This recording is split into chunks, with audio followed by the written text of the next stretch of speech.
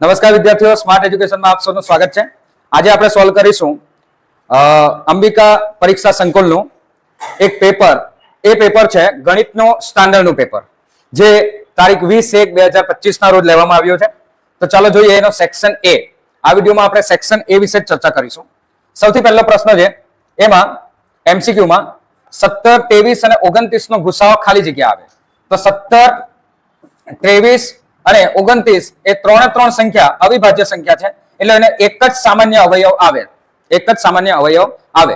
ગુસાઅ એટલે ગુરુત્તમ સામાન્ય અવયવ, બરાબર, જેમાં આપણે એનો ગુરુત્તમ સામાન્ય અવયવ જો શોધીએ તો એક જ સામાન્ય અવયવ મળે, એટલે એનો ગુસાઅ 1 આવશે. શું આવશે? ગુસાઅ 1 આવશે. ત્યાર પછી બીજો એમસીક્યુ. બીજા એમસીક્યુ ની અંદર બે સમીકરણો આપ્યા છે અને આપણને પૂછ્યું છે x ઓછા y ની કિંમત. તો આમાં આપણે શું કરીશું? આને સમીકરણ 2 કહીએ તો આને 1 કહીએ, તો 2 માંથી 1 ને માઇનસ કરીશું. જેવી રીતે આપણે લોકમાં કરીએ છીએ તેવી જ રીતે 3x + 2y = 25. અને પહેલું સમીકરણ છે જેને આપણે પહેલું કહીએ છીએ 2x + 3y = 15. જો આપણે માઇનસ કરીએ તો બધાના ચિહ્ન બદલવા પડે. 2x, આ 2x એ પ્લસ છે તો માઇનસ કરવું પડે, આ પણ પ્લસ છે તો માઇનસ કરવું પડે, અહીંયા પણ માઇનસ કરવું પડે. હવે 3 માંથી આપણે આ માઇનસ વાળું ચિહ્નને ધ્યાનમાં લેવાનું છે, એટલે 3 માંથી 2x માઇનસ કરીએ તો 1x બચે, બરાબર. ત્યારબાદ આ 3 નું આ પ્લસ વાળું ચિહ્ન આપણે ધ્યાનમાં લેવાનું નથી, માઇનસ છે. આ 3y માઇનસ છે અને 2y પ્લસ છે, તો અહીંયા આપણી પાસે બચશે -y, બરાબર. 25 માંથી જો 15 આપણે માઇનસ કરીએ તો બચશે 10. એટલે આ જવાબ આવશે એ જવાબ છે. એ બરાબર એ જવાબ આવશે 10. વિકલ્પ એ આવશે. ચાલો ત્રીજો એમસીક્યુ. જો દ્વિઘાત બહુપદી ax² + bx + c જ્યાં a ≠ 0 હોય તો, અને શૂન્યો આલ્ફા અને બીટા હોય તો આલ્ફા બીટાનો ગુણાકાર આલ્ફા બીટાનો સરવાળો ભાગ્યા આલ્ફા બીટાનો ગુણાકાર. તો એકદમ ઈઝી છે. આ ગુણોત્તરમાં જ આપણને આ આપી દીધું છે. સરવાળો અને ગુણાકારનો ગુણોત્તર છે આ. તો સરવાળો કરીએ એનું સૂત્ર શું આવે? -b/a. અને ગુણાકાર કરીએ એનું સૂત્ર શું આવે? c/a. બંનેનો છેદ સરખો હોય એ કટ થઈ જાય, તો જવાબ આવશે -b/c. -b/c. જોઈ લો કયો જવાબ આવશે? એ. જવાબ આવશે એ. ચાલો જોઈએ ચોથો એમસીક્યુ, જેમાં આ એક સમીકરણ આપ્યું છે, દ્વિઘાત સમીકરણ 2x² + 5x - k = 0, જેનો વિવેચક આપણને આપ્યો છે 81 અને k ની કિંમત આપણે શોધવાની છે. તો આપણે વિવેચકનું સૂત્ર શું આવે? વિવેચક d બરાબર, એને d પણ કહેવાય, b² - 4ac. જે વિવેચકની કિંમત છે 81. હવે a કોને કહેવાય? તો જે x ના વર્ગના સાથે હોય એને કહેવાય a, x સાથે હોય એને કહેવાય b, અને જે અચળ પદ હોય એને કહેવાય c, બરાબર. તો અહીંયા b એટલે કે 5. b એટલે શું આવશે? 5. 5 નો વર્ગ 4. a એટલે શું આવશે? 2. અને c એટલે શું આવશે? -k. k પણ -k. c ની કિંમત કેવી છે? -k. હવે 81 બરાબર 5 નો વર્ગ થાય 25, અને આ જો 4 દુ 8, પણ આ -8 થાય તો આપણે કૌંસમાં આ રીતે લખીએ -8k, બરાબર. હવે 81 - 25 કરીએ, પછી કરીએ. ચાલો 81 બરાબર 25 હવે થઈ જશે ઓછા વત્તા. શું થશે? ઓછા વત્તા k, બરાબર. હવે 81 - 25 કરીએ, અહીંયા 8k, એટલે 8k અહીંયા આપણને મળે. તો તમે 81 માંથી 25 માઇનસ કરો, શું જવાબ આવશે? કમેન્ટ કરો. 81 માંથી 25, 20 માઇનસ કરો તો કેટલા બચે? 80 માંથી 20 માઇનસ કરો તો કેટલા બચે? 60. 60 માંથી બીજા 5 માઇનસ કરો, 65. એમાં 1 એડ કરી દો, 66. શું આવશે? 56. સોરી. તો આપણે 56, 55 આવશે માઇનસ કરીએ તો, બરાબર. 60 માંથી 5 માઇનસ કરીએ 55, અને 55 માં 1 પાછો એડ કરીએ એટલે 56. તો 56 બરાબર 8k. તો 56/8 બરાબર k, બરાબર.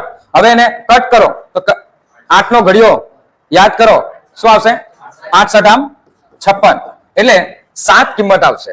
શું આવશે? b બરાબર એ 7 હશે. તો આ રીતે એ સોલ્વ થશે. ચલો જોઈએ એના પછીનો એમસીક્યુ. સમાંતર શ્રેણીમાંથી છે. 10, 7 અને 4 નું આ શ્રેણી આપી છે ને 30મું પદ શોધવાનું. તો 30મું પદ શોધો એટલે સૂત્ર શું આવે? A30 બરાબર A+29D, A+29D. A ની કિંમત પહેલું પદ 10, 29. તફાવત કેટલો છે? 3 ઓછા થતા જાય છે, 3 ઓછા થાય છે એટલે -3.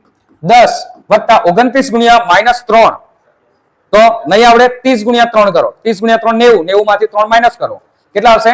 -87. -87 ને 10 પ્લસ તો આવશે -77. બરાબર. આ એમસીક્યુ પણ આગળ એકવાર બોર્ડમાં પણ આ પૂછાઈ ગયો એવું મને લાગે છે, કારણ કે આ એમસીક્યુ મેં સોલ્વ કરેલો છે આગળ પણ, એટલે -77 આવશે. ત્યાર પછી છઠ્ઠો એમસીક્યુ, ત્રિકોણ PQR ની બાજુઓ આપી છે, તો આપણે એક ત્રિકોણ PQR અહીંયા ડ્રો કરીએ. આ છે ત્રિકોણ PQR, એની બાજુઓ પર બે બિંદુઓ છે E અને F. E અને F. PQ અને PR અનુક્રમે બિંદુઓ E અને F એના ઉપર આવેલા છે, તથા EF સમાંતર QR છે. તો આ EF સમાંતર QR છે. જો PE 4 સેન્ટીમીટર હોય તો આ P થી 4 સેન્ટીમીટર છે, P થી F 8 સેન્ટીમીટર છે, અને R થી F અહીંયા પરીક્ષામાં બોર્ડના આ પેપરની અંદર થોડી મિસ્ટેક હતી, પ્રિન્ટિંગ મિસ્ટેક, એ સુધારી લેજો. RF બરાબર આવશે 9. આપણે શોધવાની છે આ બાજુ Q થી E. Q થી E. તો આવા દાખલામાં આપણે શું કરવાનું છે? આવો કોઈ પણ દાખલો પૂછાય તો જે અડધી બાજુનો ગુણોત્તર સરખો કરી દેવાનો છે. જેમ કે અડધી બાજુ છે P થી E અને બીજી અડધી બાજુ છે E થી Q કે Q થી E. આપણે અહીંયા આપ્યું છે Q થી E એટલે આપણે લખીએ અહીંયા Q થી E. આ અડધી બાજુ અને આ અડધી બાજુ એને ગુણોત્તર લીધો, બરાબર. આ અડધી બાજુ P થી F અને આ અડધી બાજુ F થી R એનો ગુણોત્તર લેવાનો. P થી E ની કિંમત કેટલી છે? 4, અને છેદમાં આપણે QE જે આપણે શોધવાના છે, અને P થી F એ છે 8 અને F થી R એ છે 9. ક્રોસ ગુણાકાર કરો તો 4 ગુણ્યા 9 બરાબર QE ગુણ્યા 8 થાય. 8 ને ભાગાકારમાં લઈ લો, બરાબર, Q થી Q અને E, અને આને કટ કરો તો આવે નીચે 2, અને 9 ના છેદમાં 2 એટલે આવે 4.5 બરાબર QE. 9 ના અડધા કરો એટલે મળશે 4.5. તો આ MCQ નો જવાબ આવશે આ C 4.5. શું જવાબ આવશે? 4.5. ચલો હવે જોઈએ આપણે એના ખાલી જગ્યાઓ. તો ખાલી જગ્યા જે આપી છે એ પહેલી ખાલી જગ્યા આપણને આપી છે યામ ભૂમિતિ વાળા ચેપ્ટરમાંથી, જેમાં બે બિંદુઓ આપ્યા છે અને અંતર થાય છે એ 4 વર્ગમૂળમાં 2 એકમ. તો એની કિંમત શું હોઈ શકે? તો એના માટે આપણે અંતર સૂત્રનો ઉપયોગ કરીએ. એ અંતર સૂત્ર ખરેખર અંતર સૂત્ર આવી રીતે વર્ગમૂળમાં આવે, પરંતુ મેં સરળતા રહે એ માટે હું આ વર્ગમૂળની સ્થાને હું અહીંયા વર્ગ લેવાનું પસંદ કરું છું. એટલે મેં અંતર સૂત્ર લખું છું આ રીતે: x1 - x2 whole square plus y1 - y2 whole square. હવે AB નો વર્ગ એટલે AB એટલે આ અંતર, આ બિંદુને જો આપણે A અને B લઈએ તો એ બે વચ્ચેનું અંતર, એનો વર્ગ કરીએ તો 4 નો વર્ગ થાય 16, અને વર્ગમૂળમાં 2 નો વર્ગ થાય 2 બરાબર અહીંયા આવશે 32. એટલે અંતર આપણને મળ્યું 32. હવે જો આપણે આમાં બધી કિંમત મૂકીએ તો આ A માટે આપણે આ 3 કિંમત મૂકીને ચેક કરવું પડે. 3 કિંમત મૂકીને ચેક કરવું પડે. એ જ એક ઈઝી રસ્તો છે. એમ તો તમે બહુપદી એની આવે અને બહુપદીનું સોલ્યુશન કરો તો પણ મેળવી શકો, પણ એ થોડું લાંબુ થઈ જશે. આપણે એવું કરીએ, x1 ની કિંમત -5, x2 ની કિંમત A છે જે આપણે અત્યારે ખાલી રાખીએ છીએ, અહીંયા માઇનસ કરવાનો છે, પરંતુ A ની કિંમત આપણે આ 3 માંથી કોઈ એક લેશું, અને વત્તા y1 ની કિંમત છે 7 માઇનસ y2 ની કિંમત છે 4. તો આ તો ફિક્સ છે, એનો વર્ગ કર્યો, 7 ને 4 માઇનસ કરો 7 માંથી, હા સોરી આન્સર લખાઈ ગયો છે મારાથી, 7 માંથી 3 માઇનસ કરવાના છે એટલે આવશે 4. તો 4 નો વર્ગ કરવાનો છે. શું કરવાનો છે? 4 નો વર્ગ. તો 4 નો વર્ગ કરીએ એટલે આ આવે 16. તો પછી અહીંયા પણ 16 જ આવવા જોઈએ, કેમ કે 16 + 16 કરીશું તો 32 થશે. એટલે કયો ઓપ્શન આમાંથી લઈએ? જેમ કે 0 લઈએ, માની લો કે અહીંયા 0 લઈએ તો 5 નો વર્ગ થાય, ને 5 નો વર્ગ તો 25 આવે. એટલે આ 0 જવાબ હોઈ શકે નહીં. આ 0 ચોકડી મારી દો. આ તમારે ટ્રાય એન્ડ એલિમિનેટ એ જ મેથડ થી તમારે કરવો પડશે. ત્યાર પછી 0 ની જગ્યાએ હવે આપણે લખીએ -1. શું લખીએ? -1 લખીએ તો પછી અહીંયા આવશે -5, અને માઇનસ થાય +1, માઇનસ થાય +1, -5 અને +1 એટલે આવે અહીંયા વર્ગ કરવાનો -4, અને -4 નો વર્ગ પણ કેટલો આવે? 16, અને આ 16. તો આ જવાબ આવશે -1. શું આવશે? -1. તમે જો 1 મૂકો તો એનો આન્સર આવશે નહીં. તો -1 છે, -1 કરીએ એટલે કે આ પ્લસ વાળું 1 લઈએ તો અહીંયા માત્ર 1 આવે. ને અહીંયા આપણે લખવું પડે -1. માઇનસ માઇનસ અહીંયા સરવાળો થાય એટલે -6 આવે અને -6 નો વર્ગ તો થઈ જાય 36. તો 16 અને 36 32 તો થવાના નથી. એટલે સાચો જવાબ છે એ છે -1. કયો જવાબ છે? -1. ખ્યાલ આવ્યો? આ રીતે આ MCQ સોલ્વ થશે. બરાબર? તમે કયો આન્સર લખીને આવ્યા છો એકવાર ચેક કરજો, જેથી તમને ખ્યાલ આવશે કે તમે ક્યાં ખોટા થાવ છો. ચલો નેક્સ્ટ 8મો, જે આપણો 8મા ચેપ્ટર માંથી લેવામાં આવ્યો છે MCQ, ત્રિકોણમિતિનો પરિચય. તો sin square plus cos square શું જવાબ આવે? સપ્તાહ માલિક 1. એટલે અહીંયા આવશે 1. 1 માંથી 1 માઇનસ કરો તો શું આવે? 0. એટલે 0 નું વર્ગમૂળ કાઢો તો એ પણ આવશે 0. એટલે આ વિદ્યાર્થીએ જે ટીક કર્યું છે એ સાચું છે. બરાબર? આવું પરીક્ષાની અંદર તમારે ટીક કરવું જોઈએ નહીં. જો તમે બોર્ડની પરીક્ષા આપી રહ્યા છો તો આવું કોઈ પણ ટીક માર્ક કરેલું હશે એ કોપીરાઇટના કેસમાં જઈ શકે છે. અને આ તમે પેપર જો એક્સચેન્જ થયું તો પણ તમારા ઉપર કેસ થઈ શકે છે. એટલે આવા કોઈ પણ નિશાન તમારે પેપરની અંદર કરવાના નથી અને પેપર એક્સચેન્જ પણ કરવાનું નથી. ચાલો જોઈએ 9મો MCQ, સોરી 9મું ખાલી જગ્યા. બિંદુ Q માંથી દોરેલા વર્તુળના સ્પર્શકની લંબાઈ 12 સેન્ટીમીટર છે. તો આપણે એક વર્તુળ ડ્રો કરીએ. આ છે વર્તુળ અને આ છે બિંદુ Q. એમાંથી એક સ્પર્શક ડ્રો કર્યો છે જે અહીંયા સ્પર્શ થાય છે. આપણું બિંદુ Q છે અને સ્પર્શ થાય છે એ આ સ્પર્શ બિંદુ છે અને આ ત્રિજ્યા બને અને અહીંયાથી આ O કેન્દ્ર વાળું વર્તુળ છે. O કેન્દ્ર વાળું વર્તુળ છે. તો O થી Q એનું અંતર અને Q વર્તુળના કેન્દ્રથી તેનું અંતર એ આપ્યું છે 13. અને અહીંયા કાટખૂણો બને એટલે આ બને કર્ણ. શું બને? કર્ણ. અને Q થી આ કોઈ બિંદુ આપણે સ્પર્શકનું બિંદુ લઈ લઈએ, માની લો કે A છે. તો A થી Q એ આપણો સ્પર્શક છે જેની લંબાઈ આપણને આપી છે 12 સેન્ટીમીટર. હવે આ તમારો કાટકોણ ત્રિકોણ બની જાય. જો પાયથાગોરસની ત્રિપુટીઓ તમને યાદ હોય તો આનો જવાબ તમને તરત જ આવડી જાય. બરાબર? જો યાદ હોય તો તમે કમેન્ટ કરી શકો છો. શું આવે આનો જવાબ? એક જ મિનિટમાંનો જવાબ તરત જ આવી જાય. શું આવશે જવાબ? 12, 13. 13 સૌથી મોટા છે, 12 નાના, તો અહીંયા આવે 5. સર કેવી રીતે આવ્યા? તો ભાઈ કર્ણનો વર્ગ બરાબર વેધનો વર્ગ વત્તા પાયાનો વર્ગ કરો. કર્ણ 13 નો વર્ગ, વેધ એ 12 નો વર્ગ વત્તા પાયો, આને આપણે પાયો કહી શકીએ, એ આપણે શોધવાનું છે. વેધ કહીએ તો આને પાયો લઈ લઈએ, જે અંતર આપણે શોધવાનું છે તે એ પાયો છે. જે આપણે એવું કહીએ કે AQ A થી Q એ સોરી O થી Q નું અંતર. તો 13 નો વર્ગ થાય 169, 12 નો વર્ગ થાય 144 બરાબર OQ નો વર્ગ. માઇનસ કરો 169 ને 144 તો OQ નો વર્ગ એ આવે 25 બરાબર OQ નો વર્ગ. તો વર્ગમૂળમાં 25 લો એટલે મળે OQ. સોરી OQ લખ્યું છું મેં, A થી O, સોરી આ બધામાં આવશે A થી O થી A, O થી A, O થી A, O થી A. જે અંતર આપણને ખબર નથી એટલે અહીંયા 5 મેં લખેલો છે અત્યારથી એટલે મને કન્ફ્યુઝ થાઉં છું. પરંતુ અહીંયા આવશે O થી A નો વર્ગ. તો O થી A આપણી ત્રિજ્યા છે, ત્રિજ્યા આવશે 5. પરંતુ પૂછ્યું શું છે? વ્યાસ. ઉતાવળમાં ને ઉતાવળમાં આપણે શું કરી આવ્યા છે? જવાબ 5. તો ત્રિજ્યા 5 છે પરંતુ આપણને પૂછ્યું છે વર્તુળનો વ્યાસ. તો વ્યાસ એટલે ત્રિજ્યાના ડબલ એટલે આવશે 10. શું જવાબ આવશે? 10 જવાબ આવશે. તો ઘણા વિદ્યાર્થીઓ 5 પણ કરીને આવ્યા હોય કેમ કે એમને અહીંયા 5 મળી જાય છે જવાબ તરીકે ગણતરી કરો ત્યારે. એટલે ઉતાવળમાં ભૂલ થાય, જલ્દી में ही गलती होती है, ये થાય. ચાલો 10મી ખાલી જગ્યા. આ ત્રિજ્યાવાળાને કેન્દ્ર આગળ થીટાનો ખૂણો બનાવતા વર્તુળના વૃતાંશની ચાપની લંબાઈ સૂત્ર આવડવું જોઈએ. શું સૂત્ર આવડે?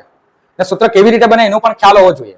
જેમ કે સૂત્ર બને છે એ પરિઘ એટલે આખા વર્તુળની લંબાઈ કે વર્તુળની પરિમિતિ, એમાં આપણને જેટલો ખૂણો આપ્યો હોય તેના છેદમાં 360 કરો એટલે તમને ચાપની લંબાઈ મળે. આ ચાપ માન લો કે આ વર્તુળ છે ને વર્તુળમાં આટલો ચાપ તમને જોઈતો હોય તો તમારે પરિઘનું સૂત્ર શું આવે?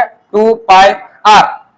બરાબર? એટલે ખરેખર આપણે આનામાંથી જે સૂત્ર બનાવેલું છે ચાપની લંબાઈનું એ 2πr થીટા છેદમાં 360 છે.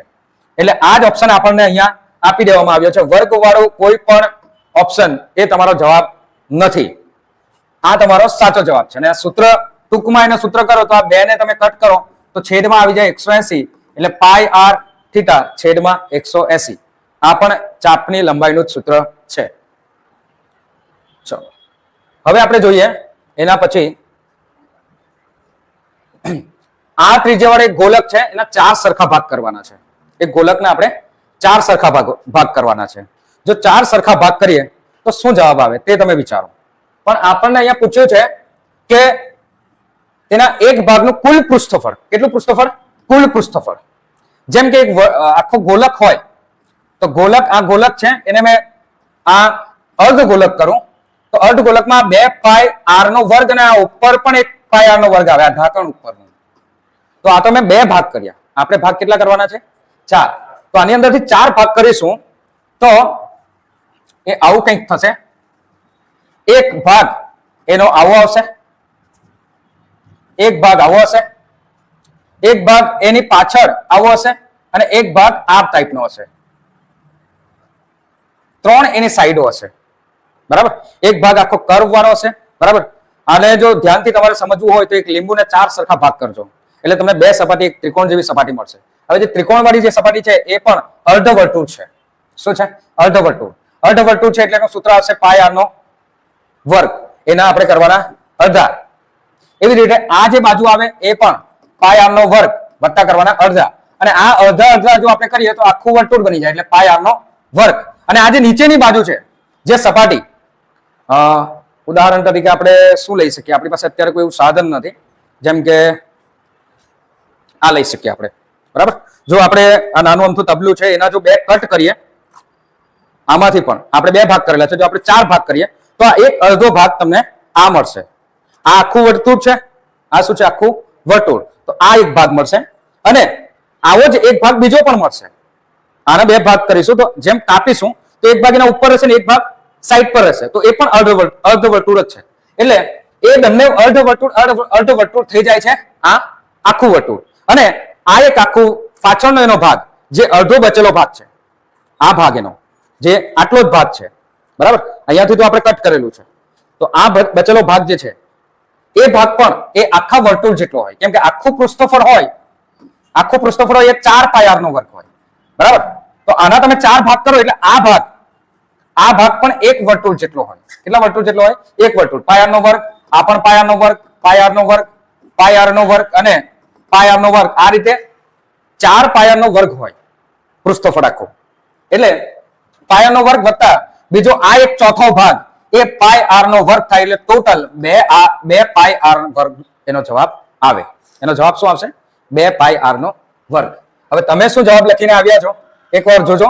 આ ટેકનિકલ રીતે થોડી સમજવા જેવી વાત છે. જો ધ્યાનથી સમજીશો, સમજશો તો જ તમને આ દાખલો સોલ્વ થશે. ચાલો, ત્યાર પછી 12મો ખાલી જગ્યા, જેમાં આપણને એક સૂત્રની મદદથી આપણે આ સોલ્વ કરવાનું છે. જે સૂત્ર આપેલું છે અને આ સૂત્ર બધાને યાદ જ છે. સ્ટાન્ડર્ડના વિદ્યાર્થીઓને તો આ સૂત્ર યાદ રહેવું જ જોઈએ. z બરાબર 3m - 2x બાર. તો આના ઉપરથી જ આપણે આ બેની કિંમત મેળવીશું, આખો ગુણોત્તર મેળવીશું. કેવી રીતે મેળવાય ચાલો જોઈએ. z બરાબર 3m છે તો 3m માંથી આપણે 2m ને છૂટા કરી દઈએ તો બચે બીજા 1m. 2m અને 1m કેટલા m થાય? 3m. 2m અને 1m કેટલા m થાય? 3m. તો આ ઉપરના જે m છે એને મેં છૂટા કર્યા, ઓછા 2x બાર. હવે z આ પ્લસ m છે એને આપણે માઇનસ કરીએ. z બરાબર -m. તો અહીંયા બચે 2m - 2x બાર. હવે આ બંને માટે સામાન્ય કાઢો તો zm બરાબર 2 સામાન્ય નીકળે. સામાન્ય શું નીકળશે? 2 અને કૌંસની અંદર રહેશે m અને x બાર. હવે તમે ધ્યાનથી ઉપર ગુણોત્તર જે શોધવા માટે કીધો એ જો શું આપેલું છે? z - m. ઓકે, નીચે છે છેદમાં z m - x બાર ઉપર છે અંશમાં. તો હવે આ z ને z - m ને આપણે અહીંયા છેદમાં લાવીએ અને આ 2 ને તો આપણે ભાગાકારમાં લઈ જઈશું. m - x બાર 2 ગુણાકારમાં છે. જો એ ડાબી બાજુ આવે તો એ ભાગાકારમાં જાય, ઉપર કઈ નથી તો આવશે 1/2. એટલે આનો જવાબ શું આવશે? 1/2. શું જવાબ આવશે? 1/2. બરાબર છે? આ રીતે આ એમસીક્યુ સોલ્વ થશે, આ ખાલી જગ્યા સોલ્વ થશે. ચાલો, હવે છે વિધાનો ખરા કે ખોટા. વિધાનો ખરા કે ખોટા. તો આ તો એકદમ ઈઝી છે તમારા માટે. 0.9 નો વર્ગ, તો જ્યારે પી ઓફ એ અને પી ઓફ એ બાર કોઈ સંભાવના બને ને કોઈ સંભાવના બને કે ન બને, મતલબ એની વિરુદ્ધ સંભાવના છે. કોઈ એક ઘટના બને, માની લો કે તમે પાસ થાવ તેની સંભાવના જો 60 હોય, 0.60 હોય, તો ફેલ થાવ તેની સંભાવના 0.40 હશે. બરાબર? તો કોઈ ઘટના બને એને આપણે કહીએ છીએ પી ઓફ એ, ને કોઈ ઘટના ન બને એને કહીએ છીએ પી ઓફ એ બાર, એની વિરુદ્ધ ઘટના. એ બંનેનો સરવાળો આવે 1. શું આવે? 1. તો પી ઓફ એ 0.9 એનો વર્ગ કરો અને 0.1 એનો વર્ગ કરો, શું 1 થાય? એ જોવાનું છે આપણે. આનો વર્ગ આવશે 0.81 વત્તા આનો વર્ગ આવશે 0.01, અને જ્યારે આપણે એનો સરવાળો કરીએ 0.81 અને 0.01 તો આવશે 0.82. એટલે એક જવાબ આવતો નથી. એટલે આ વિધાન ખોટું છે. આ વિધાન કેવું છે? ખોટું છે.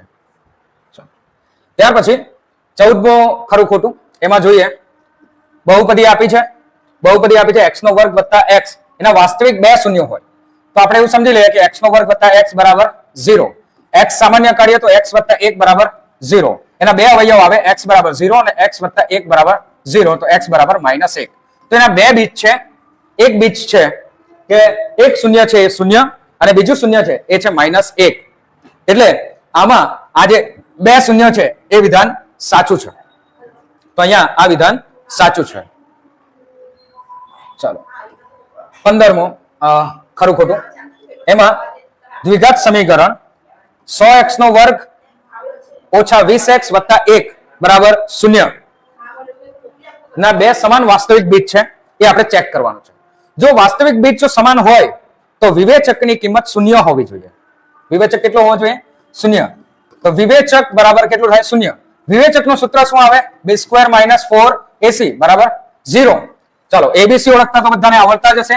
તો આ 100 ને કહેવાય a, -20 ને કહેવાય b, a ને કહેવાય 1 ને કહેવાય c, b નો વર્ગ એટલે આપણે અહીંયા લખીશું 100 નો વર્ગ, સોરી 20, b એટલે b આપણે લેશું અહીંયા 20, તો 20 નો વર્ગ -4, a એટલે 100 અને c એટલે આવશે 1 બરાબર 0. 20 નો વર્ગ થાય એ 400 માઇનસ 4 ગુણ્યા 100 એટલે 400 બરાબર 0. તો 400 માઇનસ 400 એટલે 0 આવી જાય છે. તો વિવેચકની કિંમત 0 આવી જાય છે. જો 0 આવે તો બંને બીજ સમાન હોય. બંને બીજ કેવા હોય? સમાન હોય અને વાસ્તવિક હોય. એટલે આ ખરું ખોટુંમાં પણ જવાબ શું આવશે? સાચું. આ વિધાન સાચું છે. આ વિધાન સાચું છે. ચાલો ત્યાર પછી 16મો MCQ 16મું ખરું ખોટું. ઉદ્ગમ બિંદુથી અંતર x નો વર્ગ ઓછા y નો વર્ગ આવે તો આપણે જોઈએ a b નો વર્ગ બરાબર x1 માઇનસ x2 આખાનો વર્ગ અને y1 માઇનસ y2 આખા કૌંસનો વર્ગ. તો અહીંયા x1 અને x2 ઉદ્ગમ બિંદુ છે તો એમાં 0 આવશે. એટલે x માઇનસ 0 નો વર્ગ વત્તા y માઇનસ 0 નો વર્ગ. 0 તમે આગળ પણ લઈ શકો તો માઇનસ x નો વર્ગ આવે. તો અહીંયા x નો વર્ગ વત્તા y નો વર્ગ જવાબ આવશે. આ કિંમત જે છે ab ના વર્ગની છે. x નો વર્ગ વત્તા y નો વર્ગ. આપણને જોઈએ છે ab અંતર એ આવશે વર્ગમૂળમાં x નો વર્ગ વત્તા y નો વર્ગ. જ્યારે આપણને આપ્યું છે એ છે માઇનસ. એક ચિહ્નનો તફાવત છે. બરાબર? એટલે ઘણા વિદ્યાર્થીઓ જો ઉતાવળમાં આવડે છે એ રીતે ઓવર કોન્ફિડન્સમાં જશો તો અહીંયા એક ચિહ્નના લીધે ભૂલ થઈ શકે. એટલે આ વિધાન એ ખોટું છે. જવાબ સાચો શું છે? પ્લસ આવે. શું આવશે? પ્લસ. ત્યાર પછી 17મા પ્રશ્નનો એક વાક્યમાં આપણે જવાબ આપવાનો છે. પ્રશ્ન છે બે ગોલકના ઘનફળનો ગુણોત્તર 8:27 હોય તો તેમની ત્રિજ્યાઓનો ગુણોત્તર કેટલો થાય? એની ગણતરી આપણે આ રીતે કરી શકીએ કે 4/3 પાઈ r 1 નો ઘન અને 4 પાઈ ઘન છે ને, ઘનફળ શોધવાનું છે એટલે 4/3 આવશે. 4/3 પાઈ r નો ઘન, 4/3 પાઈ r નો ઘન. આ 4/3 કટ થઈ જાય, પાઈ પણ કટ થઈ જાય, ત્રિજ્યાઓનો જ ઘન બચે. એટલે અહીંયા ત્રિજ્યાઓના ઘન તરીકે આપણને આપ્યું છે 8 અને 27. તો 8 એ કઈ સંખ્યાનો ઘન છે? 8 નું ઘનમૂળ શું આવે? અને અહીંયા આવે છે 27. તો 27 નું ઘનમૂળ શું આવે? 8 નું ઘનમૂળ આવશે 2. 2 ને તમે 3 વખત ગુણો, 2 ગુણ્યા 2 4 અને 4 ગુણ્યા બીજા 2 કરો તો આવશે 8. એટલે 8 નું ઘનમૂળ નીકળે એ આવે 2. જ્યારે 27 તો 27 નું ઘનમૂળ 3 ગુણ્યા 3 અને બીજા એકવાર 3 વડે ગુણો, 3 નો ઘન કરો તો તમને મળે 27, એટલે આનો જવાબ આવે અહીંયા 3. તો એનો ગુણોત્તર કેટલો હશે? 2/3, એટલે 2/3. આપણે લખવાનું ગુણોત્તરમાં જ, આપણે ગુણોત્તરમાં જ લખવાનું, ભાગાકારના સ્વરૂપમાં લખવાનું નહીં. 2/3 ગુણોત્તર એનો હશે. ચલો, પ્રથમ 10 પ્રાકૃતિક સંખ્યાઓનો મધ્યક કેટલો થાય?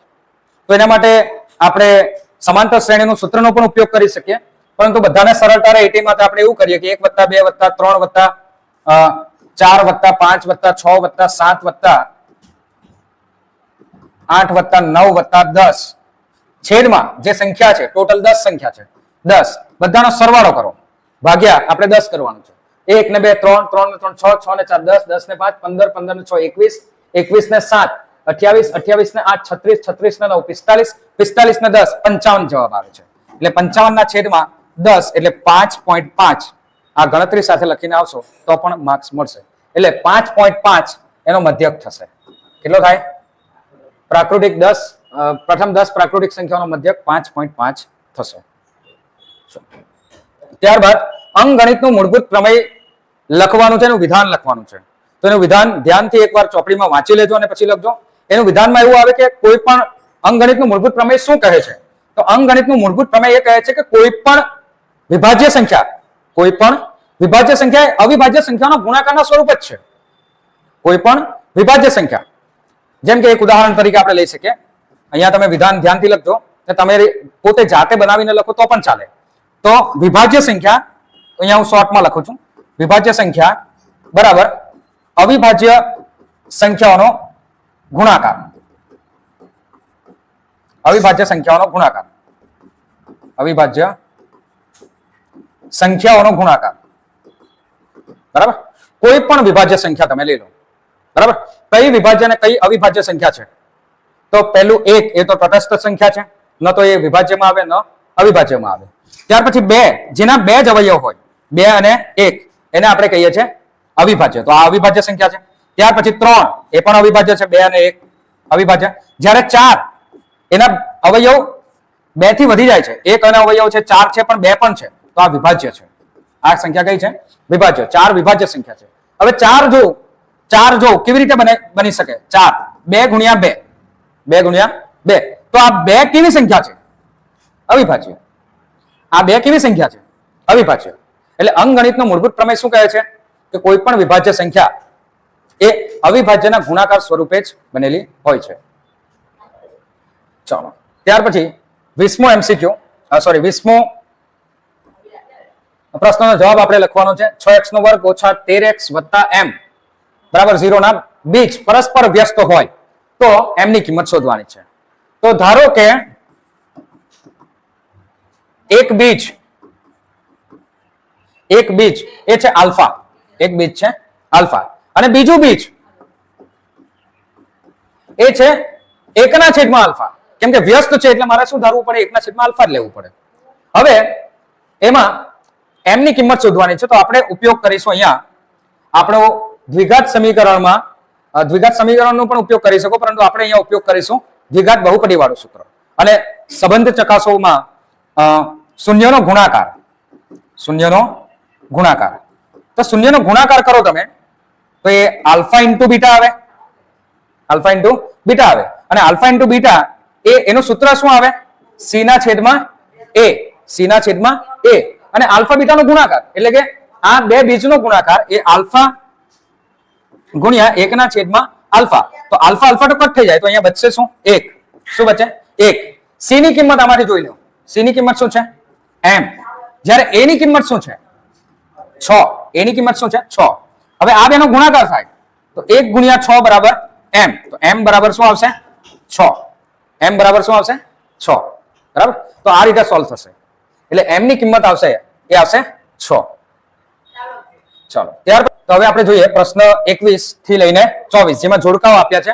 તો જોડકાઓમાં પહેલુંમાં 21મા નંબરમાં આપણને આપ્યો છે 2 શૂન્યનો સરવાળો, 2 શૂન્યનો સરવાળો. તો 2 શૂન્યનો સરવાળો આવશે, એનું સૂત્ર છે આ ત્રિઘાત બહુપદીના સૂત્રો છે, એ આવશે c/a, c/a. અને 3 શૂન્યનો ગુણાકાર કરીએ તો એ આવશે d/a. શું આવશે? d/a. ત્યારબાદ sin 30 ની કિંમત આપણે શોધવાની છે. તો એના માટે આપણે જે આ એક આકૃતિ યાદ રાખીએ છીએ, જેમાં આ ખૂણો 60 નો, આ ખૂણો 30 નો, 1 2 વર્ગમૂળમાં 3 આટલી આકૃતિ યાદ રાખો તો આખું કોષ્ટક તમને યાદ રહી જાય, જેમાં 60 ના અને 30 ના ખૂણા આવતા હોય. તો sin 30 એટલે સામેની બાજુ છે 1 છેદમાં કર્ણ એ છે 2, 1 ના છેદમાં 2 એ આપણો જવાબ આવે. પરંતુ એમ આપણા ઓપ્શનની અંદર તો આપણને જવાબ આપ્યો છે, એ જવાબ છે નહીં, પણ બીજો જવાબ છે. એ જવાબ છે વર્ગમૂળમાં 1, તો 1 નું વર્ગમૂળ નીકળે 1 અને વર્ગમૂળમાં 4 છે એનું વર્ગમૂળ નીકળે એ 2, એટલે સાચો જવાબ આવશે, આ જવાબ આવશે સી. ત્યારબાદ tan 45, તો tan 45 ની કિંમત તો આવે 1, tan 45 ની કિંમત આવે 1, બરાબર. તો આ રીતે આપણે સેક્શન એ આપણે સોલ્વ કર્યું. તમને હજુ પણ કોઈ કન્ફ્યુઝન હોય તો તમે નીચે કમેન્ટ કરજો, અને આવનારા વિડીયોમાં બીજા આપણે સેક્શનો વિશે પણ ચર્ચા કરીશું. ત્યાં સુધી લાઈક કરો, શેર કરો, સબસ્ક્રાઇબ કરો. આભાર. Thank you.